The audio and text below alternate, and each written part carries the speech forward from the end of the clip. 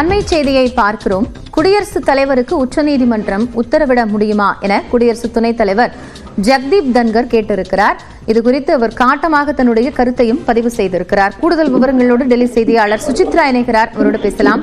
சுசித்ரா, அப்போ உச்சநீதிமன்றத்திற்கு வழங்கப்பட்ட அதிகாரத்தை கேள்வி கேட்கக்கூடிய வகையில் ஜெகதீப் தன்கரினுடைய கேள்வி அமைந்திருக்கிறதே, விவரம் என்ன?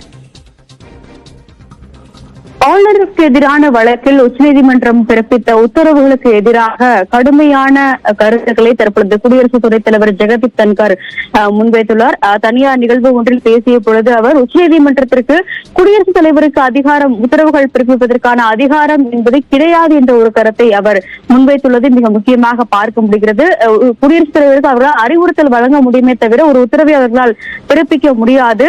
அரசு சாசன பிரிவு 145 கீழ் நீதிபதிகளால் ஒரு நேரடி ஒரு உத்தரவு என்பதை பிறப்பிக்க முடியாது, அதற்கான அதிகாரம் அவர்களுக்கு இல்லை என்ற ஒரு கருத்தை அவர் முன்வைத்துள்ளார். அரசு சாசன பிரிவு 145 கொண்டு வந்த பொழுது உச்சநீதிமன்றத்தினுடைய நீதிபதிகள் எண்ணிக்கை 8 இருந்தது. அந்த 8 நீதிபதிகளில் 5 பேர், அதாவது மெஜாரிட்டி அடிப்படையில் 5 நீதிபதிகள் கொண்ட ஒரு குழு என்பது குடியரசுத் தலைவருக்கு வேண்டுமானால் அந்த அறிவுறுத்தல்களை வழங்கலாம் என்ற ஒரு நியதிதான் அரசு சாசனத்தில் வழங்கப்பட்டுள்ளது. தற்பொழுது 30 என்று நீதிபதிகளுடைய எண்ணிக்கை உயர்ந்திருக்கும் பொழுது அதை எவ்வாறு ஏற்க முடியும், விதிகளில் மாற்றம் செய்ய வேண்டும் என்ற ஒரு கருத்தையும் அவர் முன்வைத்துள்ளது மிக முக்கியமாக பார்க்கப்படுகிறது. இது மட்டுமல்லாமல் தற்பொழுதைய காலகட்டத்தில் ஜனநாயக சக்திகளுக்கு எதிராக ஒரு அணு ஏவுகணையாக இந்த அரசு சாசன பிரிவு 142, அதாவது உச்சநீதிமன்றத்தினுடைய சிறப்பு அதிகாரத்தை நீதிபதிகள் பயன்படுத்தி வருவதாகவும் அவர் குற்றச்சாட்டை முன்வைத்துள்ளது மிக முக்கியமாக பார்க்கப்படுகிறது. இந்த அதிகாரம் அரசு சாசன பிரிவு 142 கீழ் உள்ள அதிகாரம் என்பது நீதித்துறைக்கு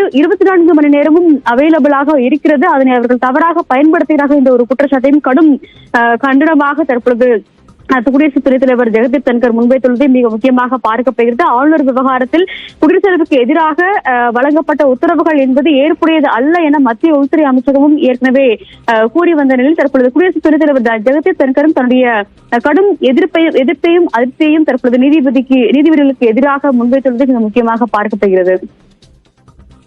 நன்றி சுசித்ரா, இது குறித்த கூடுதல் தகவல்களுக்காக.